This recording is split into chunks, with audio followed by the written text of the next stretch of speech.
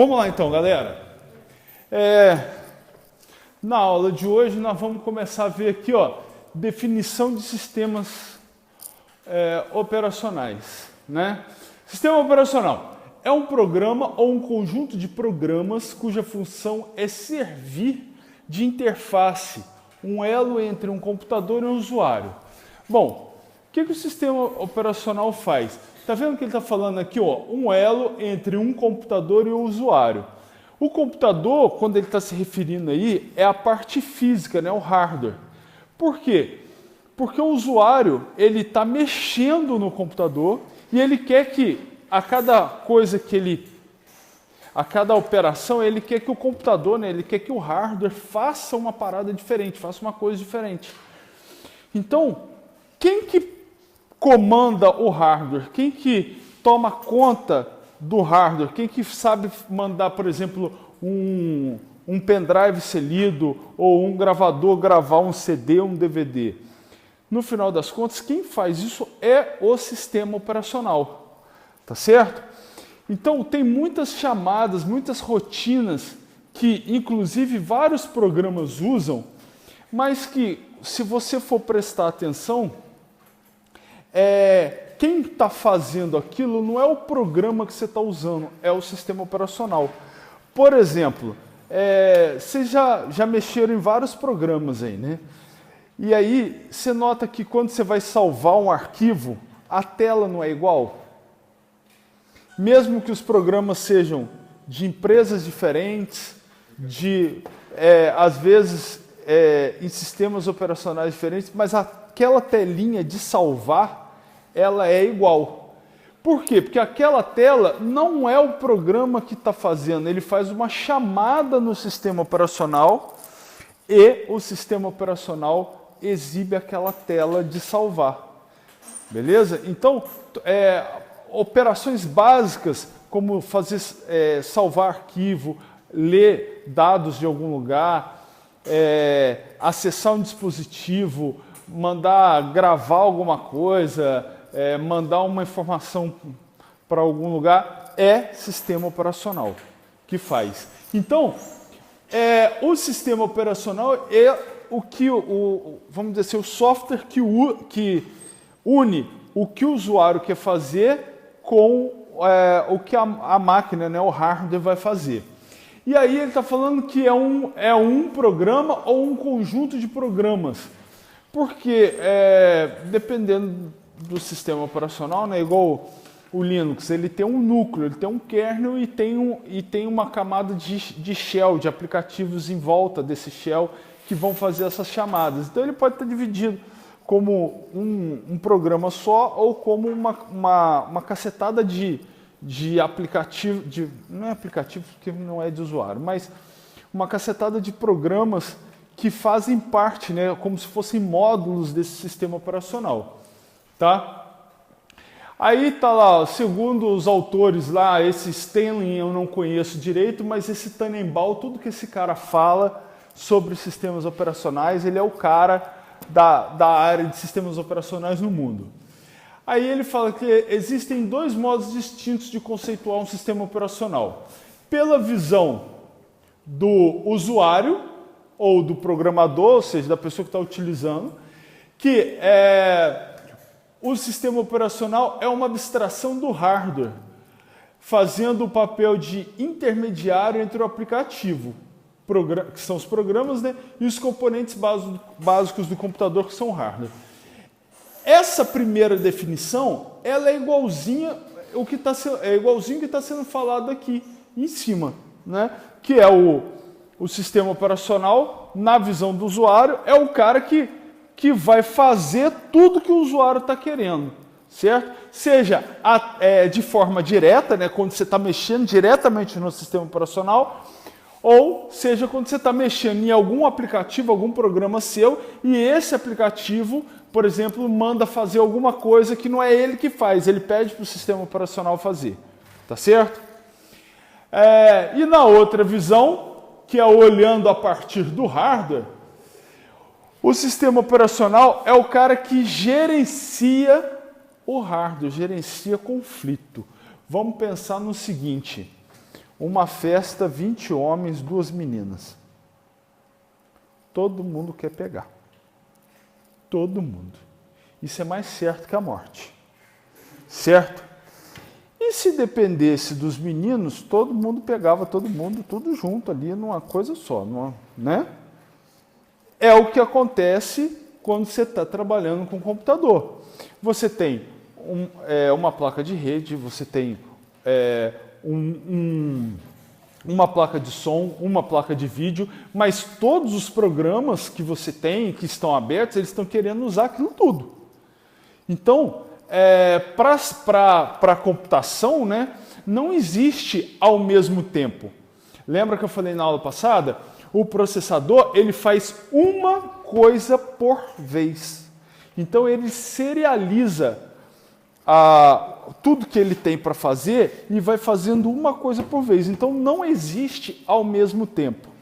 Né? Até tinha falado sobre computadores com mais CPU com mais de um núcleo, que aí cada núcleo consegue processar uma coisa em separado ao mesmo tempo. Mas fora isso, não tem ao mesmo tempo. Então, estão todos os programas que você está usando, mais o sistema operacional, está todo mundo querendo usar poucas peças, né, poucos componentes de hardware. Então, o sistema operacional, do lado do hardware, ele é o cara que gerencia. Ó, agora é sua vez. Ah, não, você já está há muito tempo aí. Sai, vem outro processo e trabalha aqui manda uma imagem na placa de vídeo, manda um som na placa de áudio e tudo mais. Então, o sistema operacional é o cara que vai controlar isso tudo. Principalmente, né, o uso de memória e o uso de CPU, que é o processador, né? Que é as duas partes que são mais utilizadas. Aí está falando aqui da sigla, né, usual, SO em português, ou OS, né? Igual tem aqui o Mac OS, né? É o sistema operacional para Mac, tem o OS X, enfim, tudo que você vê OS, né, de sistema operacional também. E aí, dentre todas as coisas que o sistema operacional faz, aqui estão algumas das principais responsabilidades do sistema operacional. Ou seja, o sistema operacional ele fica realizando o tempo todo no meu computador para que eu possa trabalhar, para que eu possa utilizar esse computador. Então, o que eu tinha falado no slide anterior, né? Primeiro cria um elo entre o usuário e o hardware. O que significa isso? Tudo que o usuário quer fazer vai ser gerido pelo sistema operacional e ele que vai, de fato, mandar o hardware fazer. Então, é ele que está tomando conta do computador, do hardware, para controlar o trabalho ou ociosidade de cada componente do computador. Inicialização do hardware do computador. É o sistema operacional que vai... quando você liga o computador, ele dá o boot, né, que a gente fala, que ele tem um programa dentro da placa-mãe chamada BIOS, né, que é Basic Input Output System. Essa BIOS, ela checa os componentes para ver se está tudo ok, se tem HD no computador, se a memória está funcionando direitinho e tal. Ela faz uma checagem e aí, viu que está tudo certo, ela busca algumas configurações que tem nela, tal, viu que está tudo certo, ela pega e procura no HD o sistema operacional e inicializa o sistema operacional. Você, como usuário, só vai mexer no computador depois que o seu sistema operacional estiver totalmente carregado e disponível para você mexer. Tá? Então, o sistema operacional faz a inicialização lá do computador para que você possa mexer. Fornece rotinas básicas para controle de dispositivos. É basicamente o que eu tinha falado antes também. O sistema operacional vai tomar conta, por exemplo, da CPU para deixar um processo por vez entrar na CPU, para a CPU trabalhar. Ele vai fazer o time sharing, que eu vou falar daqui a pouco, mas que é o fatiamento do tempo para que ele atenda tudo quanto é processo, um pouquinho cada um, e você, como usuário, tem a impressão que está tudo sendo feito ao mesmo tempo. Enfim, ele que vai controlar isso aí. Gerência, escalonamento e interação de tarefas. O escalonamento aqui é definição do que é mais importante, o que é menos importante. Um processo passou a precisar de mais memória, então ele vai ver onde tem recurso disponível de outros processos que não estão utilizando aquela memória. Ele vai fazer swap, que é o seguinte, o sistema operacional ele também usa o HD como memória. Veja bem, deixa eu ver se tem uma caneta aqui, que agora eu que vou escrever nessa birosca. Quando você está usando um computador, você tem vamos falar assim, 3 tipos básicos de memória. Tá aqui, memórias. Essas memórias são...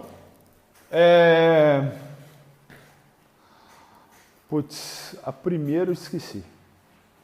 Vou falar das outras duas. RAM, HD e cache. Você tem esses 3 tipos de memória no computador. Memória cache, memória RAM e HD. Certo? Daqui para cá, quanto mais você desce o nível, mais lenta a memória fica. Então, qual é a memória mais rápida? Cache. A segunda memória mais rápida, RAM. E a memória mais lenta, HD. Porém, daqui para cá, se eu andar nesse sentido, eu vou colocar aqui, ó, mais caro. Quanto mais eu ando daqui para cá, a memória vai ficando cara. Beleza? Então, eu não tenho ideia de preço, mas você compra, por exemplo, um HD de 1 tera, vocês têm ideia de preço? Uns R$400, 300? Beleza, uns R$300 é um HD de 1 tera. Tá. Com R$300, quantos GB de memória você compra? Memória RAM? Uns 128? Beleza. Com mesmo R$300. Quer dizer, aqui é 1 tera, aqui só são 128 GB, 10%. E aqui? Pô, essa memória, ela já vem dentro do processador, a memória cache.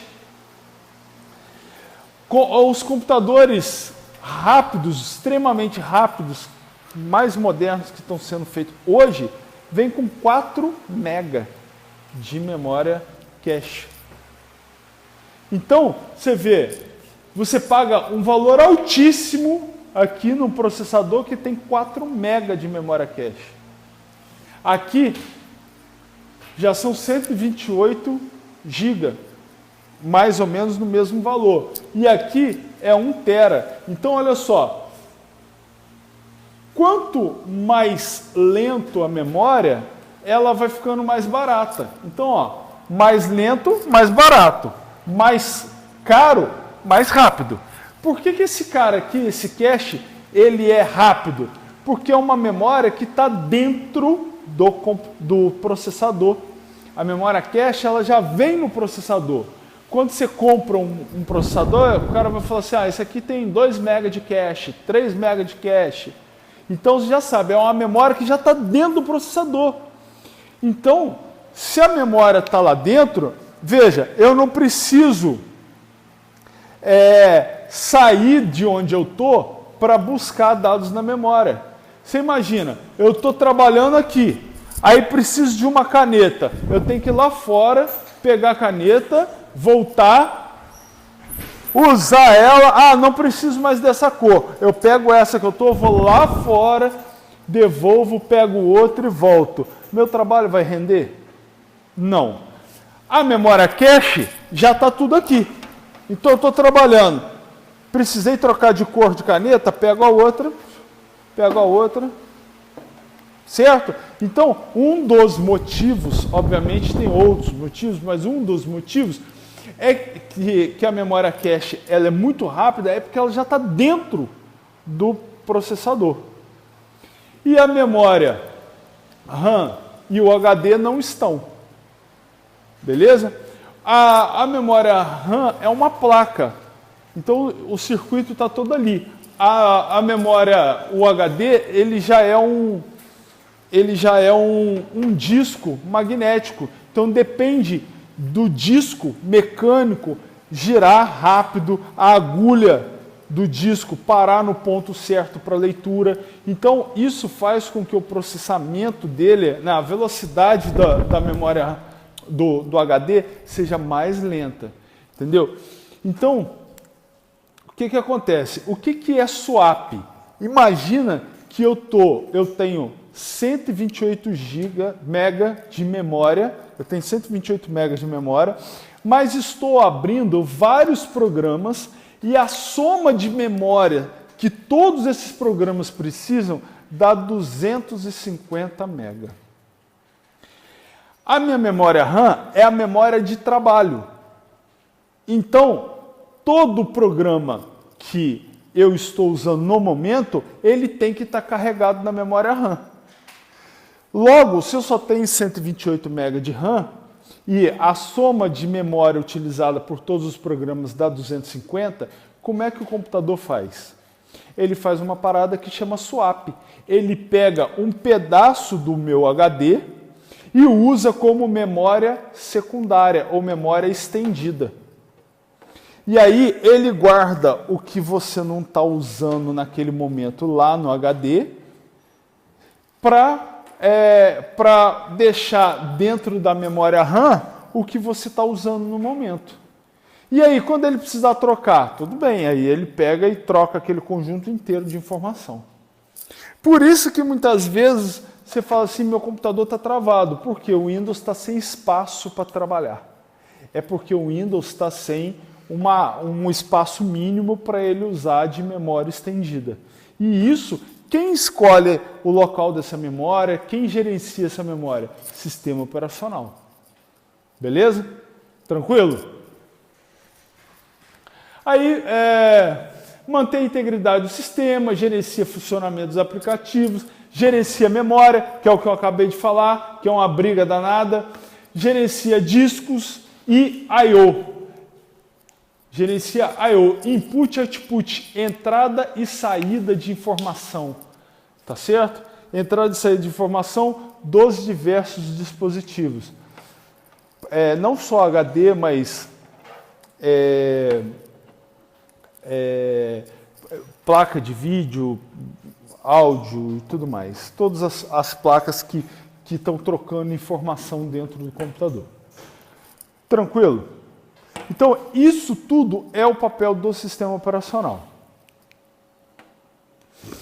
Aí, a gente passa a tipos de sistemas operacionais.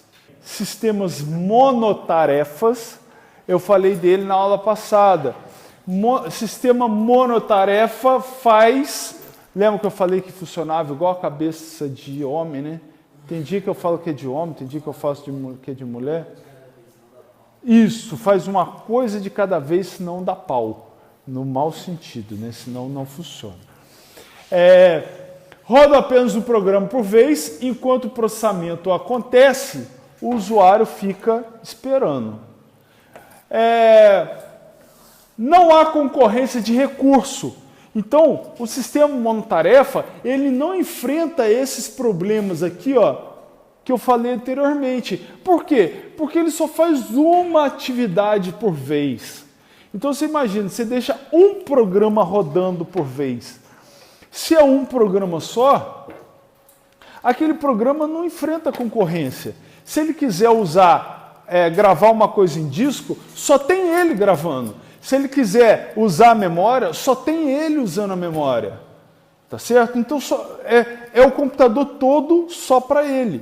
Então nos dias de hoje, é uma subutilização do computador. Por que é uma subutilização do computador? A CPU, ela é muito rápida, porém ela trabalha junto com memória, ela trabalha junto com placa de vídeo, de som, disso, daquilo. E imagina, eu preciso ler uma informação do HD.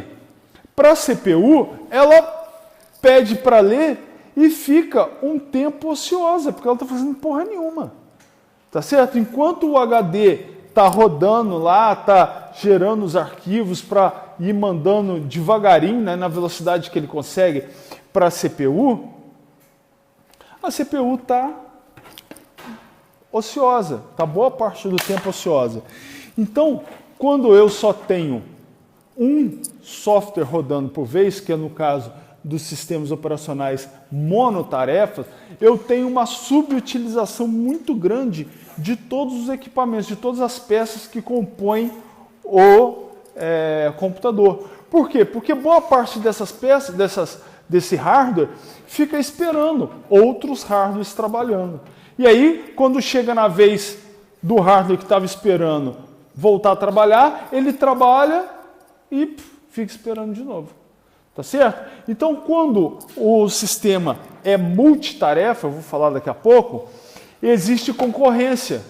Enquanto o HD está fazendo a leitura de dados de um determinado software que está abrindo, o outro está... O processador está processando um outro software, a placa de som está emitindo som de um outro lugar. Enfim, está todo mundo trabalhando boa parte do tempo. Tá certo? Aí a gente entra para os sistemas multitarefa. Nesse tipo de sistema, os recursos computacionais são compartilhados. Quer dizer que eu sou um programa, cada um de vocês é um programa. E a gente está usando um computador em comum. Então, quando eu, como programa, eu estou usando um computador, para mim, aquele computador inteiro é meu. Por quê? Porque cada programa, ele roda como se fosse numa bolha, numa redoma, que o mundinho dele é o computador inteiro. Tá certo? Então ele não sabe da existência de outros programas que também estão rodando ao mesmo tempo. Tá certo? Então ele quer tudo, no bom sentido, ele quer tudo para ele, né? Ele quer o HD para ele quer a memória RAM para ele quer o processador todo para ele. Então ele quer tudo para ele. E ele não sabe, cada programa não sabe da existência de outros programas. Não sabe e não se importa. Ele não foi desenvolvido para respeitar outros programas. Não, ele quer consumir o computador e processar as instruções que estão dentro dele. E aí entra o sistema operacional que tem que fazer a administração dessa concorrência por recursos e escalonar, né, dividir os recursos da melhor maneira possível para deixar todo o computador trabalhando o máximo de tempo possível. Compartilhamento de memória, processador e demais recursos. Eu acabei de falar. Sistema operacional é responsável por gerenciar acesso concorrente aos diversos recursos de forma ordenada e protegida. O que acontece? Eu posso ter dois acessos que teoricamente são simultâneos no mesmo arquivo ou no mesmo programa, enfim. E o sistema operacional tem que gerenciar isso. Se eu estou mexendo num lugar, imagina, vamos começar a dar um exemplo meio podre, né? O menininho está namorando a menininha, certo? Então, se o menino está namorando a menina, ele não quer ter nenhuma sociedade naquele momento, né? Fica difícil, né? Então, o que ele tenta fazer? Ele fica com ciúme, ele quer proteger, já não deixa mais a menina andar com mini saia, com decote muito aberto, coisa e tal, já não deixa ficar um monte de homem em volta da menina, né? Ele já fica ali, né? Ele não quer ganhar aquela antena parabólica para ele usar com frequência. Então ele já fica meio cabreiro. E isso é o quê? Ele está cercando ali a menina para que o outro não venha e comece a usar o que ele está usando, né? No bom sentido, tá, gente? Assim. Então, é a mesma coisa. Quando o sistema operacional é multitarefa, cada software, cada aplicativo, ele não sabe, ele ignora a existência de outros. Logo, pode ser que 2 ou mais softwares queiram acessar o mesmo recurso ao mesmo tempo. Então, além do sistema operacional funcionar lá como um semáforo de trânsito, né? Agora vem carro dali, não, agora espera, vem carro daqui, né? Para não deixar os carros baterem.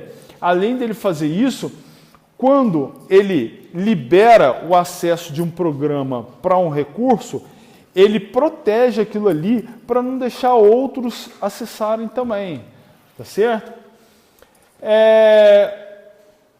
Em contrapartida, né, em relação aos sistemas monotarefas, os sistemas multitarefas, né, eles são mais complexos de serem feitos, né? Porque o monotarefa não precisava esquentar a cabeça com nada disso, certo? Eu fazia o sistema operacional com as chamadas para o hardware e tal, mas eu não precisava esquentar a cabeça com concorrência, com escalonamento de processo, de memória, de nada disso, porque cada vez que um programa era executado, eu podia deixar tudo para aquele programa. E aí, a partir dos sistemas multitarefas, você não pode mais. Você tem que pensar que, como desenvolvedor de um sistema operacional, você tem que pensar que vai ter um monte de software querendo acessar o mesmo recurso. E aí, o processamento, ou os processamentos que acontecem dentro do sistema operacional multitarefa, eles são classificados das 3 formas aqui, ó. Tem processamentos que são em batch, tem processamentos que são de tempo compartilhado e processamentos que são de tempo real. Diferença entre eles. Vamos lá. Processamento em batch. Eu tenho uma fila de coisas para fazer. Então, à medida que o tempo vai passando, eu vou colocando coisas nessa fila. Imagina, sei lá, você tem uma agendazinha e vai marcando, ó, tem que ir no supermercado, tem que ir na padaria, tem que fazer almoço, tem que fazer isso, tem que fazer aquilo. E aí, chega num determinado momento, você pega tudo aquilo que você anotou e fala assim, agora eu vou fazer tudo. Aí você pega e pum, faz tudo. No que você fez tudo, você zera aquela fila. E aí começa de novo as anotações. Ó, tem que fazer isso, tem que fazer aquilo. Chegou num determinado momento, você pega e fala assim, agora eu vou fazer tudo. Faz tudo de novo e zera aquela fila. Então, sistemas multitarefas com processamento em batch trabalham com fila de processos, de coisas que tem que fazer. Então, eu até tinha conversado, é Sônia o nome dela? Que ela que falou que trabalhava em banco, né? Então, antigamente, quando começou a informatizar os bancos, né, o processamento era todo em batch. O que acontecia? Tinha galera no banco que trabalhava durante o dia, aí essa galera trabalhava, tal, colocava no sistema informações de saque, de depósito, enfim, de todas as transações bancárias. E aí, quando o banco fechava, tinha o processamento em batch, que todas aquelas informações iam ser processadas, tudo o que aconteceu durante o dia. ia ser processado. Então, você fez um depósito na sua conta, esse depósito só vai aparecer na conta amanhã. Não tinha esse molezinho de eu depositar e ser a conta do cara lá que mexe no caixa eletrônico, ir lá e pegar os envelopes e dar entrada no dinheiro. Ou eu ir no caixa e depositar e na hora o dinheiro já está na minha conta. Não tinha. Você tinha que esperar o final do dia, fazer todo o processamento, e aí era o inferno, porque se alguma coisa não fechava, foi alguma cagada que foi feita durante o dia. E não se sabe por quem e a que hora que foi feito, não tem mais como, meio que não tem como apurar. Entendeu? Então, era o processamento em batch, dessa forma. Características do processamento em batch: não exige interação do usuário com o sistema. Por quê? Porque os horários para que o processamento aconteça, eles eram assim pré-programados. Todo dia, às 10 da noite, o banco vai processar tudo. Aí ele fica processando.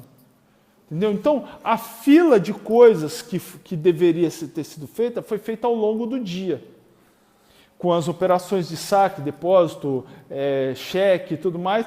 E aí, quando chega no horário certo, o banco os computadores iam lá e começavam a fazer o processamento de tudo. Tá? Hoje ainda acontece um pouco isso, mas é numa forma um pouco diferente. Mas enfim, vamos deixar para lá. Todas as entradas e saídas são implementadas por meio de algum tipo de memória secundária, geralmente disco ou fita. Eu falei na aula passada sobre os cartões perfurados, né?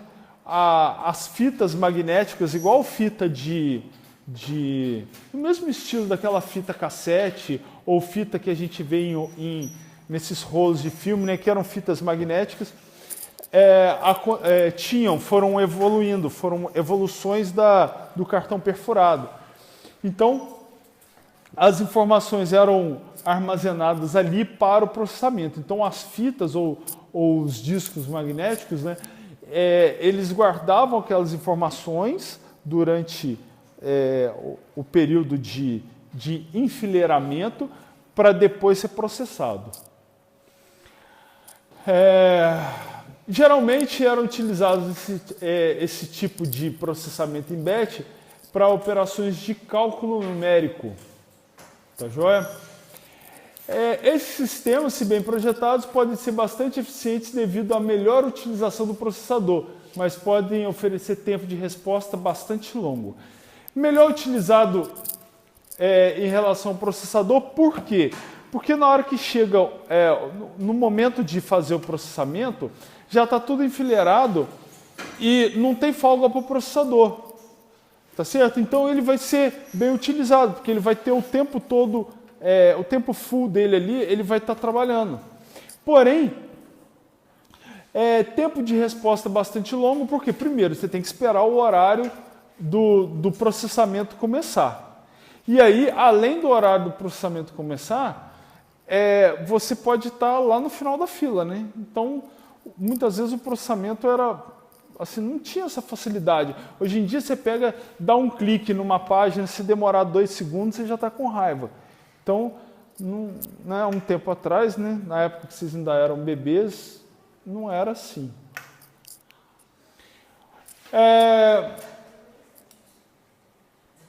Tempo compartilhado. Eu falei dele na aula passada. O tempo compartilhado é uma outra forma de processamento, né, de sistemas operacionais multitarefa, que tenta resolver os problemas, né, do processamento em batch. Ele também é chamado de time sharing, que é tempo compartilhado, né, tempo dividido, compartilhado. O que ele faz? Ele permite que diversos programas sejam executados. Então ali, tem o sistema operacional e cada círculo desse aqui seria um programa ou aqui ele colocou como dispositivos, né? teclado, monitor, e tem aqui aplicações, mas é como se aqui eu tivesse o sistema operacional interagindo com monitor, teclado, disco, drivers e tudo mais, e outros aplicativos. E aí o que ele faz? Ele pega e deixa um período de tempo do processamento voltado para cada item desse aqui. Então isso vai funcionando como um relógio. Ó. Tá aqui em Applications, opa, parou o Applications, vai para o Monitor, vai para não sei o que, vai para não sei o que. E aí ele tem o período, o tempo dele compartilhado com todos os softwares, com todo o hardware que ele tem disponível, e ele vai processando numa fatia de tempo tão curta, que não dá para a gente perceber que ele parou de processar alguma coisa.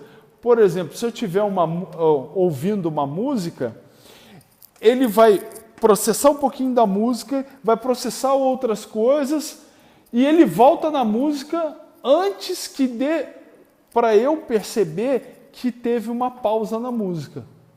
Tá certo? Então ele vai processando, e a impressão que eu, como usuário, tenho é que ele está fazendo tudo ao mesmo tempo. Mas lembre-se, a CPU só faz uma coisa por vez. Aliás, cada núcleo da CPU só faz uma coisa por vez. Só que faz muito rápido, né? Então dá a impressão que está fazendo tudo ao mesmo tempo. Aí ele está falando, ó, caso a fatia de tempo não seja suficiente para você terminar de processar uma coisa, o que acontece? Aquele processamento é interrompido, ele vai processando outra, e volta naquela. Para processar mais um pouquinho até que o processamento acabe. Então, por exemplo, você está tocando um MP3 de 4 minutos, não vai dar para tocar ele todo. Ele vai tocar lá, sei lá, 1/1000 de MP3 e vai fazer outras coisas. Depois ele volta, toca mais 1/1000 de MP3 e vai fazer outras coisas. Tá? 1/1000 de segundo. E aí você tem a impressão que ele só está tocando MP3, ou que ele está tocando e fazendo outras coisas ao mesmo tempo. Aí a ideia, né, e o que é implementado, é que nesse tipo de processamento, cada usuário tem a impressão de que a máquina está dedicada ao seu programa. Ok? Como se ele fosse o único usuário a utilizar o sistema. Então, ele se abstrai do resto. Você está usando o computador, mas tem um antivírus ali, tem os próprios processos do sistema operacional, tem outros programas abertos e tal, mas a impressão que você tem é que o seu computador... Eu vejo muita gente falando assim, meu computador de repente travou. Pô, eu só estava mexendo no Word, eu só estava mexendo na internet, mas você só estava, mas o computador em si está fazendo uma cacetada de coisa, né? E aí pode dar algum problema ali na memória ou em alguma coisa e aí vai. Bom, aí dentro dos multitarefas ainda temos o sistema operacional de tempo real. Sistema operacional de tempo real, ele é praticamente igual ao de tempo compartilhado em relação à forma de processamento, forma de trabalho, tá? Porém, a grande diferença do sistema operacional de tempo real é o tempo de resposta. O que acontece? Imagina você usando o Windows, ou Linux, ou qualquer, o Mac, enfim, qualquer sistema operacional. Você clicou lá para abrir o browser, para você navegar na internet. Pô, você clicou, demorou meio segundo para abrir, tá bom. Demorou 1 segundo para abrir, tá bom também. Deu uma travadinha, aí você fala assim, eu estava usando o programa A, B, C, D, demorou 2 segundos para abrir. Tá bom, você não vai morrer por causa disso. Agora, você imagina um sistema operacional, por exemplo, rodando num avião de caça. Aí o cara pega, ó, vira para a direita, o avião demora 3 segundos para virar para a direita. Morreu. Certo? Porque em 3 segundos o cara está andando a 800, 900 km por hora, 3 segundos, quanto que ele andou? Em 3 segundos. Você imagina, numa velocidade de 900 km por hora, onde para o avião fazer uma curva, só uma curvazinha assim, ó, ele gasta 4, 5 quilômetros de espaço para ele conseguir fazer uma curva. Isso, uma curva fechada, tá? Não é uma curva abertona, não. Uma curva fechada, ele vai gastar 3, 4 quilômetros. Então, você pega, fez a curva, viu a montanha, opa, vou subir mais um pouquinho, ou vou desviar dessa montanha. Aí você aciona o sistema operacional para poder fazer isso, ele demora 3 segundos. Fudeu, bateu na montanha. Então, o sistema de tempo real, ele é um sistema que também trabalha com o compartilhamento do tempo dele e tal, porém, ele tem a obrigação de atender a requisitos de tempo de resposta. E aí, esse tempo de resposta, ele varia conforme a aplicação do sistema operacional. Tá certo? Então, imagina, é para um avião, tudo bem. Então, quando eu apertar um botãozinho aqui, o avião tem 0,03 milissegundos para me responder. Mecanicamente lá, ele tem que me responder em 0,03 milissegundos. Então, obrigatoriamente, quando o piloto apertar aquele botão, o avião tem que responder dentro do prazo. Não interessa o que vai estar acontecendo no sistema operacional, ele tem que responder dentro daquele tempo. Tá certo? E aí, tem sistemas de tempo real para várias coisas. Por exemplo, para controlar processos dentro de empresa. Você imagina lá um robô que tá fazendo solda numa linha de montagem. Pô, os outros equipamentos não vão esperar o robô. Não, demorei um pouquinho, espera aí que eu já estou indo aí soldar. Não vai esperar, entendeu? Então, a informação foi dada, ele tem que reagir dentro daquele tempo certinho. Senão, geralmente, alguém morre, tá? Sistemas de tempo real sistemas operacionais de tempo real são muito utilizados onde tem risco de vida, né? Por exemplo, um avião, em empresas, imagina se você tem uma máquina que é muito perigosa, então se você detectar que uma pessoa tá morrendo lá dentro, sei lá, a pessoa se agarrou na máquina lá e a máquina vai matar a pessoa, você desliga a máquina. Então tem que ser na hora, tem que ser na porrada. Detectou, já desligou. Para não acontecer uma vítima fatal. Entendeu? Então, enquanto os sistemas de tempo compartilhado, o tempo de processamento pode variar sem comprometer as aplicações em execução, os sistemas de tempo real, os tempos de execução devem estar dentro dos limites rígidos, que devem ser obedecidos, caso contrário, poderão ocorrer problemas irreparáveis. Isso aí está escrito de uma forma mais sutil, mas geralmente é alguém que vai morrer. Tá? Ou alguém ou muita gente que vai morrer. Tá certo? Aqui não existe a ideia de fatia de tempo como nos sistemas de tempo compartilhado. Porém, o sistema de tempo real, ele também executa várias coisas. Tá? Mas ali o que acontece? Um programa ocupa o processador o tempo que for necessário ou até que apareça um outro com um nível de prioridade maior. Então, no tempo real, cada programa, cada processo, ele tem uma prioridade. E aí, tipo assim, quem ocupa o processador? Quem tem maior prioridade. Então, tipo assim, a navegação tá, sei lá, a navegação tá normal, mas o avião começou a cair, o piloto tem que ejetar. Cara, a ejeção do piloto é prioridade. Por quê? Porque a ideia é que o cara tá vendo que ele vai morrer.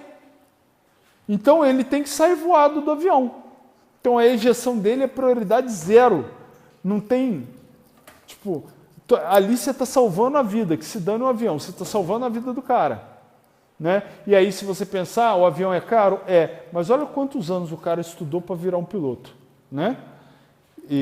Então ali a prioridade é zero. Então, obviamente isso é estudado para definir as prioridades, né? Porque também se você definir prioridade alta para coisas sem importância, né?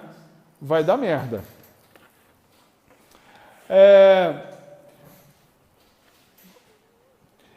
Esses sistemas, né, o que eu tinha falado antes, são utilizados em aplicações de controle de processo, monitoramento de refinarias de petróleo, controle de tráfego aéreo, usina ou em qualquer aplicação onde o tempo de processamento é fator fundamental. Quer dizer, controle de processo, geralmente em chão de fábrica, em empresa, né, para não dar acidente.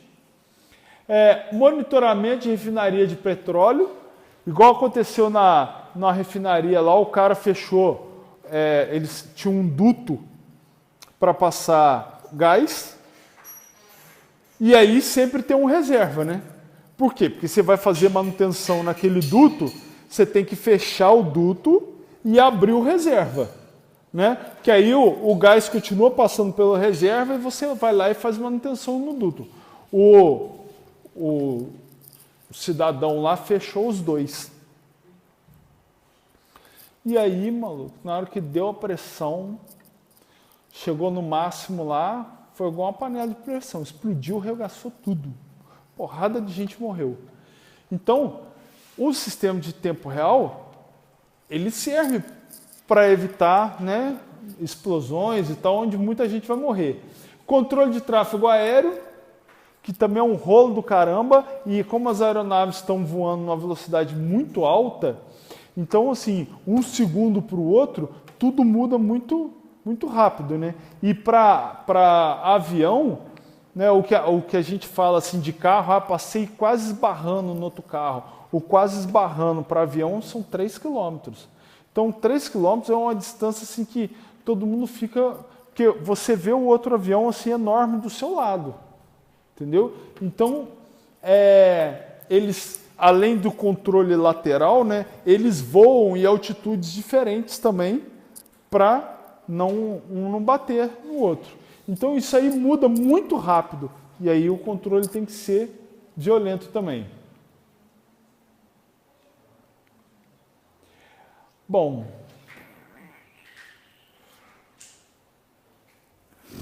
aí nós temos aqui também os sistemas operacionais de múltiplos processadores, que eu comentei na aula passada. São sistemas operacionais que gerenciam CPUs que têm pelo menos 2 núcleos, né? Pelo menos 2 processadores. Tá certo? A vantagem desse sistema, né, é porque o que eu falei para vocês, a CPU ou o núcleo da CPU só faz uma coisa por cada vez. Então, quando você tem 2 núcleos, você pode fazer 2 coisas ao mesmo tempo, né? Mas isso tem que ser bem gerenciado, né? Senão você acaba tendo problemas. Então, esses sistemas de múltiplos processadores, eles estão preparados ali para gerenciar CPUs ou computadores, né, com vários processadores, né? O que é muito vantajoso, né, para processamento científico. E aí, esses processamentos científicos, muitos deles são cálculos matemáticos, né? Igual, principalmente assim, para a nossa área, a criptografia, ela utiliza muito o valor de números primos, né? Então, quanto maior o número primo, mais... É porque, assim, toda criptografia, ela se baseia em cálculos matemáticos que você não tem o inverso. E aí, ela também se baseia numa chave para você conseguir identificar a mensagem, o que está escrito, enfim, a senha, enfim. Então, quando você descobre um número primo muito, muito alto, isso facilita, ou melhor, dificulta a quebra da criptografia. Então, por exemplo, número primo é baseado em algoritmos que usam criptografias, né, são baseadas muitas vezes em algoritmos que usam números primos enormes. E tem computadores que ficam o tempo todo calculando número primo.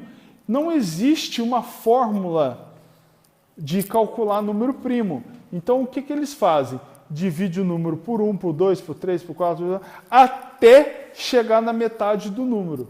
Então, se chegou na metade do número, ele não conseguiu ser divisível por porra nenhuma, então aquele número ele só é divisível por ele mesmo e por 1. Certo?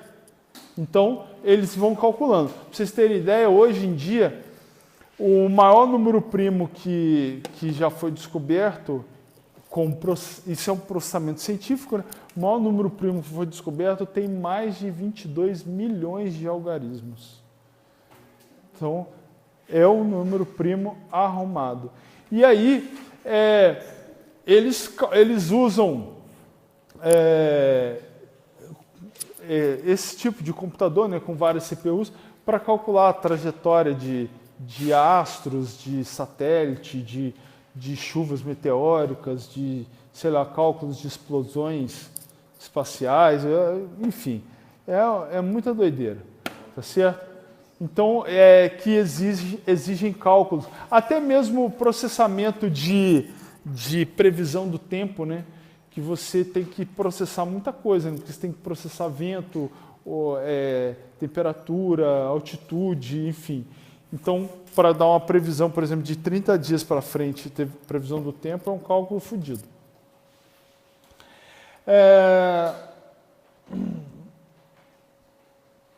E aí, vamos lá. Os sistemas multiprocessados podem ser divididos em duas categorias iniciais: os fortemente acoplados e os fracamente acoplados. A grande diferença entre o fortemente acoplado e o fracamente acoplado é que o seguinte: quando é fortemente acoplado, existe apenas uma memória que é compartilhada por todas as CPUs. Tá certo? Então imagina, eu tenho um computador com 2 processadores nele, mas a memória que os dois têm acesso é a mesma memória. Então aí, esse é um cara fortemente acoplado. Tá? O que é fracamente acoplado, o que acontece? Cada computador, cada CPU é um computador completo. Tá certo? Então ela tem a sua própria memória. Então, uma CPU não acessa a memória da outra. E aí, eles são chamados de fracamente acoplado. Olha lá, o fracamente acoplado, cada sistema tem sua própria memória individual. Beleza? Então, olha lá, a taxa de transferência entre os processadores e memória em sistemas fortemente acoplados é muito maior do que nos fracamente acoplados. Por quê? Porque no fortemente acoplado, como eles compartilham a mesma memória, teoricamente, os 2 processadores têm acesso à mesma informação praticamente no mesmo instante. Quando é fracamente acoplado, eu tenho um processador com memória para lá, um processador com memória para cá. E aí, por alguma ligação, que você troca a informação do que está numa memória para outra e vice-versa. Então, o fortemente acoplado, em termos de uso de memória, entre os processadores, não estou falando individualmente, mas entre os processadores, o fortemente acoplado é muito mais rápido. Aí diferença, né, fortemente acoplado. A memória principal e os dispositivos de entrada e saída são gerenciados por um único sistema operacional, enquanto que no fracamente acoplado, como são coisas distintas, cada processador memória tem o seu sistema operacional para gerenciar. Quando é fortemente acoplado, um sistema operacional gerencia todas as CPUs com todas as memórias. Quando é fracamente acoplado, é o mesmo esquema aqui de uma rede, né? Aqui está fracamente acoplado. Cada computador desse tem a sua memória e a sua CPU. E quando as memórias querem trocar informação, elas usam um meio qualquer aqui para trocar informação. Então, essa troca de informação ela é muito mais lenta do que quando é fortemente acoplado. E aqui eu estou falando que isso aqui é uma clusterização. O que é uma clusterização? Eu estou falando que, nesse caso aqui, é como se todos os computadores trabalhassem em conjunto, como se todos eles fossem um só. Beleza? Então, são vários, mas eles estão em cluster. Então, é como se todos eles trabalhassem de uma única, como se fosse um único computador. E aí, veja que eles têm aqui, cabos para interconexão, e cada CPU, né, cada processador, constitui uma máquina independente, com memória própria, dispositivos de entrada e saída próprio e sistemas operacionais independentes. Então, cada máquina dessa é uma máquina completa com um sistema operacional. Só que elas estão configuradas para trabalhar todas elas como se fosse um computador só. Isso aqui é um sistema fracamente acoplado. Quando é o fortemente acoplado, está o computador aqui, mas aqui dentro já tem aquela porrada de CPU. E a memória, ela é para todas as CPUs. A memória que tem aqui dentro, ela vai para todas elas. E aí ele dá o exemplo aqui de fracamente acoplado, um exemplo de uma forma em rede ou na forma de sistemas distribuídos, onde cada computador, né, cada servidor desse sistema distribuído faz um pedacinho do trabalho. Então, tem um determinado trabalho para fazer, cada sistema operacional faz um pedacinho desse trabalho e entrega pronto. E o usuário não sabe que foi feito por vários computadores. Isso aqui é interessante porque você consegue, dentro do sistema operacional, configurar cada computador para ser especialista no tipo de trabalho que ele faz. Então, fica como se fosse numa empresa que tem uma linha de montagem. O final da linha de montagem sai um produto, mas vai ter um cara que só sabe botar um parafuso. Vai ter outro cara que só sabe encaixar uma peça. Vai ter outro cara que só sabe fazer o teste de tal funcionalidade. Se um ali sozinho resolver sair da empresa e montar a empresa dele, ele não consegue fazer. Por quê? Porque ele só sabe aquele pedacinho. Porém, aquele cara que só sabe aquele pedacinho, ele é o cara que faz rápido e bem feito o pedacinho dele. Então ele se torna especialista daquele pedacinho. Tá certo? Ninguém faz tão rápido quanto ele.